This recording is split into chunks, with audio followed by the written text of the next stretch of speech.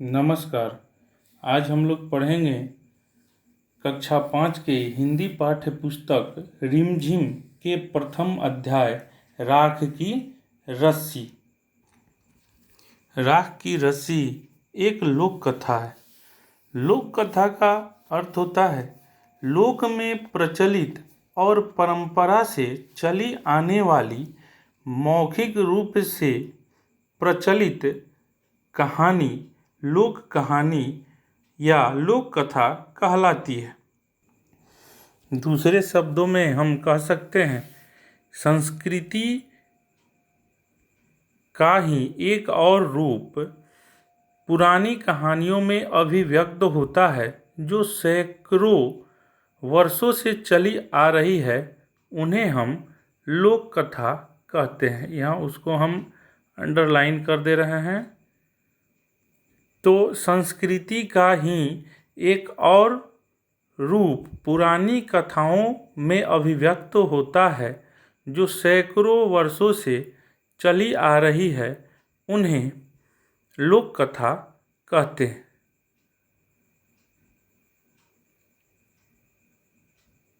अब कहानी का हम आपको सारांश बता रहे हैं। कहानी का सारांश इस प्रकार है। तिब्बत के 32वें राजा सौंग वशैन गाम्पो के मंत्री का नाम लोन पोगार था। लोन पोगार अपनी चालाकी और हाजिर जवाबी के लिए प्रसिद्ध थे, लेकिन उनका बेटा ठीक उनके विपरीत था, अर्थात उल्टा था। वह इतना भोला था कि लोन पोगार काफ़ी चिंतित हो उठे। वे चाहते थे कि उनका बेटा उनकी तरह होशियार हो।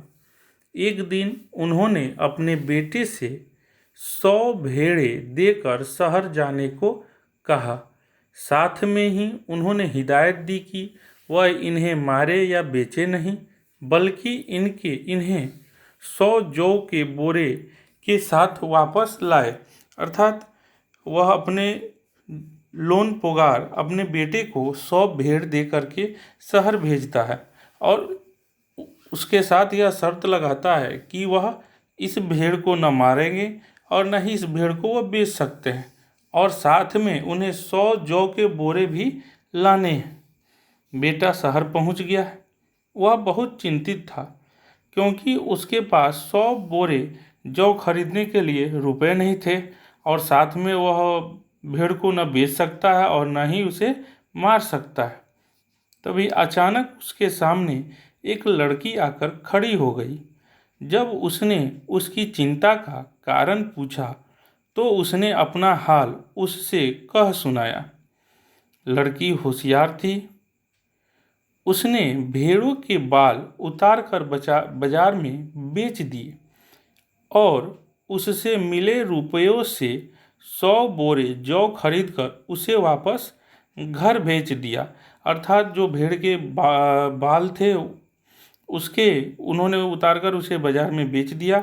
साथ में ना उन्होंने भेड़ को मारा और न ही भेड़ बेचे, और 100 बोरे लेकर के वह वापस अपने घर आया। बेटे को लगा कि पिताजी बहुत खुश होंगे, लेकिन ऐसा कुछ नहीं हुआ। और दूसरे दिन लोन पोगार ने अपने बेटे को फिर शहर भेज दिया उन्हीं भेड़ों के साथ।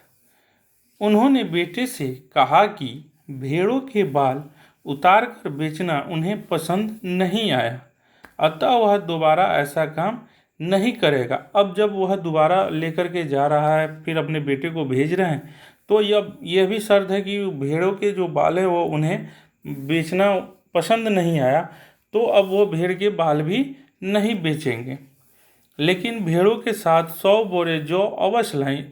फिर 100 बोरे जौ अवश्य लेकर आना है। इस बार फिर निराश होकर लोन पोगार का बेटा शहर पहुंचा। वह लड़की उसे फिर मिली। उसने फिर अपनी समस्या उसे सुनाई। इस बार लड़की ने भेड़ों के सींग काटकर उन्हें बाजार में बेच दिया और उनसे मिले रुपयों से 100 बोरे जौ खरीद उसे वापस घर भेज दिया, क्योंकि अब ये शर्त था कि भेड़ों के वे बाल नहीं बेचेंगे, क्योंकि उनके पिताजी को पसंद नहीं था। इसलिए इस बार उन्होंने भेड़ के सींग को काट करके और बाजार में बेच दिया, और उससे जो रुपए मिले थे उससे 100 बोरे जौ खरीद कर फिर वह वापस घर आते हैं। और घर आकर के बेटे ने खुशी में अपने पिता से सारी कहानी कह दिया। यह सुनकर लोनपोगार बोले, उस लड़की से कहो कि हमें 9 हाथ लंबी राख की रस्सी बनाकर दे। अब जब वो बाजार जाते थे और वो लड़की जो इनकी समस्याओं का समाधान करता था, आकर के अपने पिताजी से खुशी खुशी वह लड़की की सारी कहानी अपने पिताजी को बताते हैं। और पिताजी को जब वह कहानी बताते हैं तो उनके पिताजी कहते हैं कि जाकर के उस लड़की से कहो कि हमें 9 हाथ लंबी राख की रस्सी बना करके दे। उनके बेटे ने लड़की के पास जाकर पिता का संदेश सुनाया। लड़की एक शर्त पर रस्सी बनाने को तैयार थी। अब लड़की भी तैयार हो गई, लेकिन उसकी यह एक शर्त थी। शर्त क्या थी? शर्त था कि उसके पिता उस रस्सी को गले में पहने, अर्थात वह राख की रस्सी तो बनाएगी, लेकिन शर्त यह था कि अगर वह रस्सी बनाती है तो वह उसके पिताजी उस रस्सी को अपने गले में पहनेंगे।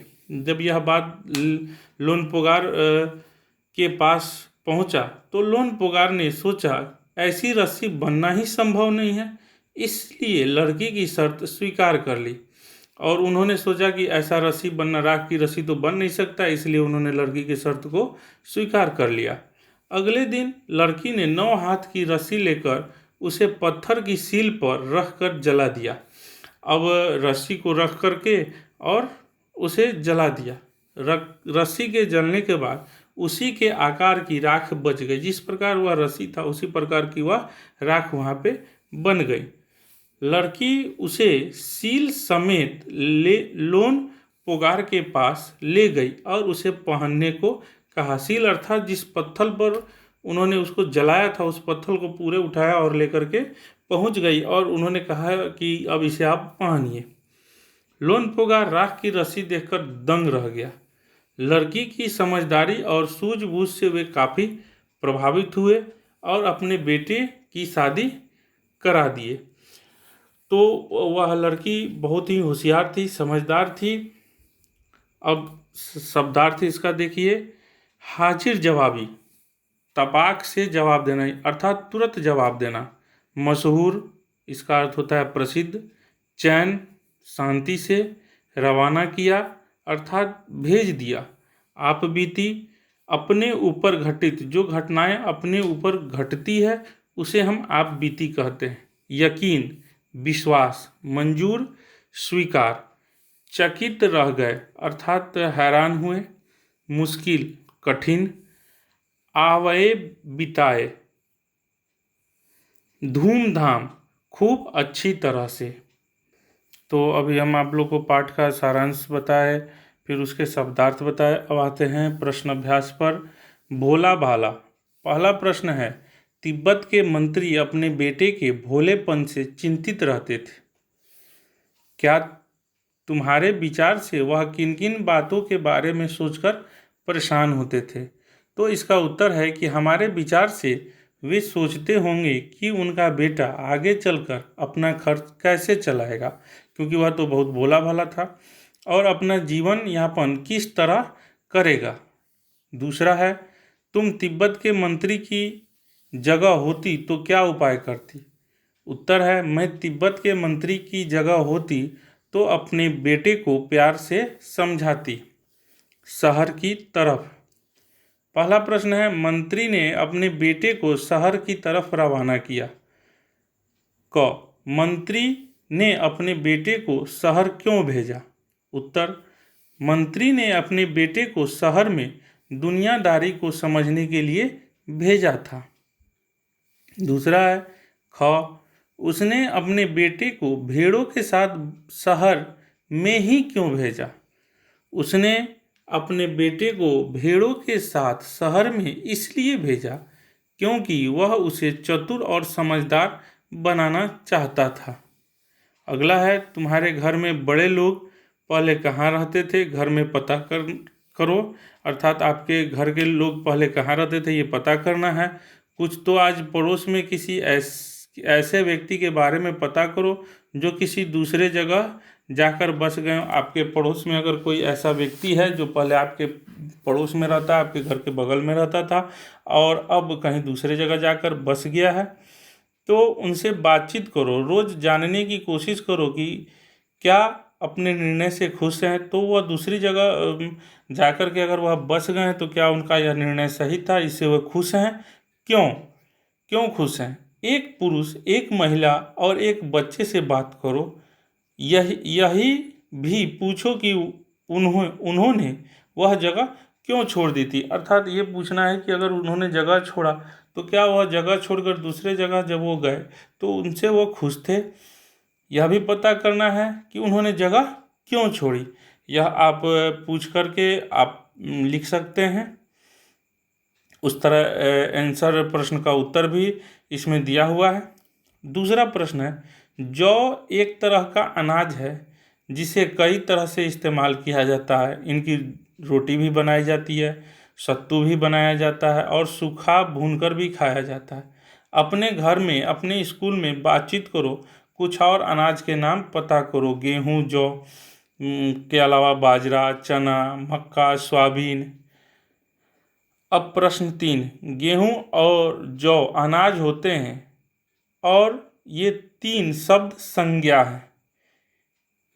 गेहूँ और जौ अलग अलग किस्म के अनाजों के नाम हैं, इसलिए ये दोनों व्यक्तिवाचक संज्ञा और अनाज जातिवाचक संज्ञा। इसी प्रकार रिमझिम व्यक्तिवाचक संज्ञा और पाठ्य पुस्तक जातिवाचक संज्ञा है। तो इसमें संज्ञा के बारे में बताया गया है, जातिवाचक और व्यक्तिवाचक संज्ञा। तो नीचे दी गई संज्ञाओं का वर्गीकरण इन 2 प्रकार की संज्ञाओं में करो। किन किन संज्ञाओं में? जातिवाचक संज्ञा और व्यक्तिवाचक संज्ञा में इन्हें बांटना है। यहाँ दिया हुआ है लोह, धातु, शेरवानी, भोजन, तांबा, खिचड़ी, शहर, वेशभूषा। तो व्यक्तिवाचक संज्ञा में लेह, शेरवानी, तांबा, खिचड़ी और जातिवाचक संज्ञा धातु, भोजन, शहर, वेशभूषा। ये जातिवाचक संज्ञा होगा। अगला प्रश्न है कि ऊपर लिखी हर जातिवाचक संज्ञा के लिए 3-3 व्यक्तिवाचक संज्ञा खुद सोचकर लिखना है। जैसे धातु, भोजन, शहर, वेशभूषा। तो वेशभूषा धोती, साड़ी, कमीज। धातु सोना, दाल, चावल। भोजन रोटी, दाल, चावल। शहर दिल्ली, मुंबई, कलकत्ता। तो इसमें उत्तर भी लिखा हुआ है। अब अगला है तुम शेर मैं सवा शेर। यह एक मुहावरे भी है, तुम शेर मैं सवा शेर। अब इसमें पहला प्रश्न है कि इस लड़की का भी तो सभी लोहा मान गए था ना, सचमुच नहले पर दहला।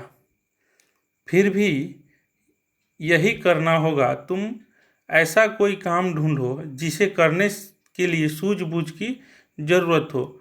उसे एक कागज़ में लिखो और तुम सभी अपने अपने चिट को एक डिब्बे में डाल दो। डिब्बे के बीच में रखकर उनके चारों ओर गोलाई में बैठ जाओ। अब एक एक करके आओ, उस डिब्बे में से एक चिट निकाल कर पढ़ो और उसके लिए कोई उपाय सुझाओ। जिसे बच्चे ने सबसे ज़्यादा उपाय सुझाया है वह तुम्हारे कक्षा का बीरबल होगा। बीरबल भी बहुत ही समझदार और हाजिर जवाबी थे जो अकबर के दरबार में रहते थे। अगला प्रश्न है, मंत्री ने अपने बेटे से कहा, पिछली बार भेड़ों के बाल उतार कर बेचना मुझे जरा भी पसंद नहीं आया। क्या मंत्री को सचमुच यह बात पसंद नहीं आई थी? अपने उत्तर का कारण भी बताओ। तो इसका उत्तर होगा, ऐसा नहीं था कि उन्हें बाल पसंद नहीं आई, लेकिन मंत्री को पता चला था कि जब यह काम उनके बेटे का नहीं है। वैसे भी वह अपने बेटे को चालाक और होशियार बनाना चाहता था, इसलिए उसने ऐसा किया। वह बाद में उसने उस लड़की को अपने बेटे से शादी नहीं करवाई। सींग और जौ। प्रश्न, पहली बार में मंत्री के बेटे ने भेड़ों के बाल बेच दिए और दूसरी बार में भेड़ों के सींग बेच डाले। किन लोगों ने यह चीज़ें खरीदी होंगी? उन्होंने भेड़ों के बालों सींगों का क्या किया होगा, अपनी कल्पना में बताओ। अर्थात जो भेड़ के बाल होते हैं, भेड़ के सींग होते हैं, उनका उन्होंने क्या किया, यह सोचकर आपको बताना है। तो जिसका उत्तर यहाँ लिखा हुआ है कि जिन लोगों ने यह चीज़ खरीदी होगी, उन्होंने भेड़ों के बालों से ऊन के वस्त्र और सींगों से सजावटी सामान बनाया होगा। अब अगला है बात को कहने के तरीके। अब नीचे दिया हुआ है कि नीचे कहानी के कुछ उपाय दिए गए हैं, उन बातों को तुम किस तरह से कह सकते हो। पहला है चैन से जिंदगी चल रही है। इसको अपनी भाषा में आप कैसे कह सकते हैं? तो हम कहेंगे जिंदगी आराम से कट रही थी। होशियारी उसे छूकर भी नहीं गई थी, वह होशियार नहीं था। मैं इसका हल निकाल देती हूँ, मैं इसके लिए उपाय बता देती हूँ, मैं इसके लिए उपाय कर सकती हूँ। उनकी अपनी चालाकी धरी रह गई, उनकी अपनी चालाकी किसी काम नहीं आई। अब अगला है प्रश्न, लोनपोगार का बेटा होशियार नहीं था। होशियार और चालाक में क्या फर्क होता है? किस आधार पर किसी को तुम चालाक या होशियार कह सकती हो? इस प्रकार भोला और बुद्धू के बारे में भी सोचो और कक्षा में चर्चा करो। तो पहले हम जानेंगे कि होशियार का अर्थ क्या होता है। तो होशियार से तात्पर्य है समझदार होना, जबकि चालाक का अर्थ है अत्यधिक चतुर होना। जो व्यक्ति दूसरों से काम निकलवाने के लिए तरह तरह की बातें करता है, उसे हम चालाक कहते हैं। वही जो व्यक्ति समझदारी की बातें करता है, उसे समझदार कहते हैं। इस प्रकार भोला का अर्थ है सीधा साधा होना, जबकि बुद्धू का अर्थ है बेवकूफ़।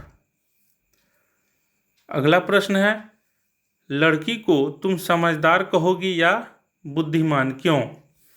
लड़की को हम बुद्धिमान कहेंगे क्योंकि अपनी बुद्धि के बल पर वह हर समस्या का समाधान आसानी से ढूंढ रही थी। नाम 2। कहानी में लोनपोगार के बेटे और लड़की का कोई नाम नहीं दिया गया है। नीचे तिब्बत के बच्चों के नामकरण में बताया गया है। यह परिचय पढ़ो और मनपसंद नाम छांटकर बेटे और लड़की को कोई नाम दो।